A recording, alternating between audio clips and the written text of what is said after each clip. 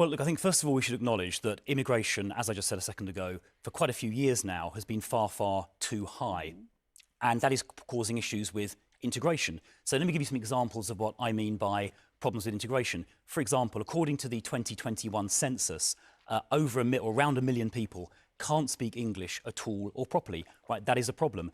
Workforce participation amongst some groups, some recent arrival groups, is extremely low. That is a problem as well. I don't think it's reasonable for British taxpayers, for example, to essentially subsidise people who have only arrived here recently. That's a problem. So I think we need to have a sense of national identity where people here feel allegiance and association primarily with the United Kingdom. Of course, we have our own other identities as well, maybe based on religion or other countries of origin. But I'd like to see everyone in this country feel allegiance and loyalty primarily to the United Kingdom. And so those are the sort of things that I mean when I talk about integration. I suspect that was what Katie meant as well. OK, and in your plans for immigration that you published with a lot of fanfare at the party conference, and as the Shadow Home Secretary, you're the architect of your immigration plans.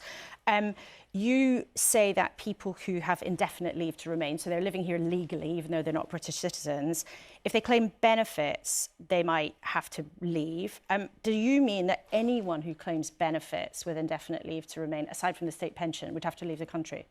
Yes, so we updated our policy at the party conference. So anyone who comes here on a temporary work visa, if they become benefit dependent or earn below a certain level, should at the expiry of their temporary visa be required to leave, firstly. Secondly, we should be giving out far, far fewer visas to come into the country in the first place. Let me finish the point. I'm getting there, Laura. I'm working through each bit in turn. OK, but we're short on time. We'd like to have a binding cap on inward migration set at far, far lower levels than we have seen recently. We need to come out of the ECHR so we can remove all illegal immigrants within a week of arrival. It should be much harder and take longer to get indefinite leave to remain.